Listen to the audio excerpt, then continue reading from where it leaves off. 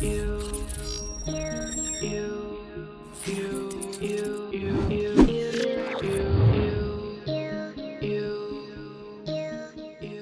guys, join me today as we check out the all-new 5th generation Rav4, a car that is near and dear to many a Kenyan, because even on the way up here, we saw very many people driving the 1st generation of this car. That's a 25-year-old car, but Toyota has felt that it needs in this 5th generation to catch up to what the competition is doing in terms of luxury and capability, because we all know that this is a car that has had a very long history of being incredibly reliable and incredibly practical. Starting with the dashboard, we can see that it is covered in this fantastic leatherette material, where in a trim that Toyota calls Adventure, which means that they have subtle hints of orange all over the place, starting of course now with this secondary storage area at the top here, which is rubberized, enabling you now to put maybe a phone or keys or parking stickers if you need to. On the side over here, there's also another one here by the driver's door, so it means there's loads of space for you to store stuff.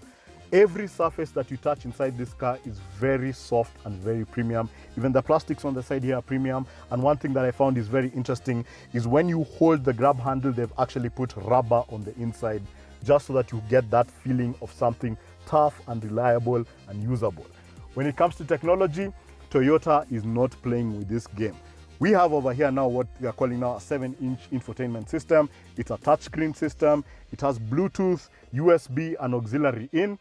And when it comes to power, we are looking of course now at a 12-volt socket, a USB, and for the first time in a Toyota, we actually have a wireless charger in the front here. The only other Toyota that has a wireless charger is the VX. You can check out our review of that. It's on our YouTube channel. Now, in terms of this central gearbox cluster, we have of course now very small, very squat gearbox shifter, something that would remind you of something in a premium German car.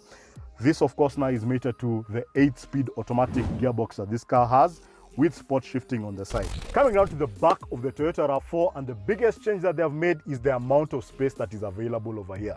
This seat is set to my driving position. I am 5'9", and look at just how much space I have for both my knees and for my feet under the front seat here. It's incredible how much space there is. And in addition to that, just how comfortable it is, because the leather seats are also available here at the back. At the top, we have a very light material, which is giving you a lot of a sense of making it feel even bigger than it actually is.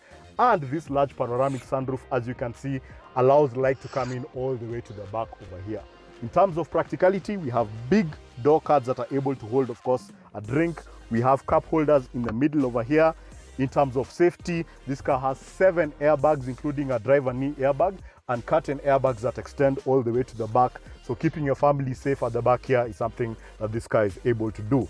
In addition to that, we have ISOFIX anchor points for child seats in each of the outboard seats that are very easy to reach.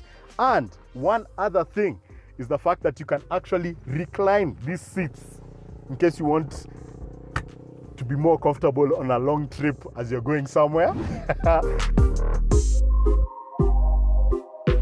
Coming round to the boot of the Toyota Rav4, and we have a power tailgate that opens with a few warning beeps to warn anyone around here, to reveal 580 liters of usable space at the back here.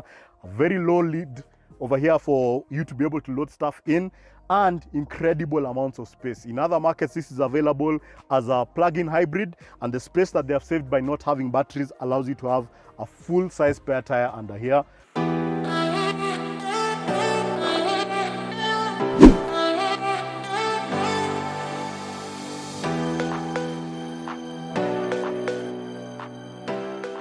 The first thing that hits you when you're driving this car is just how quiet it is. They've done a really good job with what we call in the industry noise, vibration and harshness. So this car is actually very quiet. In fact, at standstill when you're in traffic, you might not even think that the engine is on. It's actually very quiet. And we are in the top spec model that has the 2.5 liter 4-cylinder engine. It's mated of course now to an 8-speed automatic gearbox. And that allows you to put your foot down and close any gaps in traffic that may pop up. It's very quiet. It's incredibly comfortable. We took you through the interior and showed you the leather seats, heated and cooled seats, the fact that there's leather on every surface that you can touch. It's very premium. In addition to that, this new design on the 5th generation is very driver-centric. We have this screen in the middle here that's giving me all the information I need. You have all the latest safety technology, autonomous emergency braking. And what this means is that you get a package that is, in my opinion, the best all-rounder I have seen so far. Because what you're getting here is the reliability we have come to know and love from Toyota, and then we are getting a sense of a premium feeling that I say you would get from a German car is also coming across here. So whereas before, when it came to these cars, you were thinking Japanese for reliability and European for comfort, the Japanese have caught up when it comes to comfort, I have to say.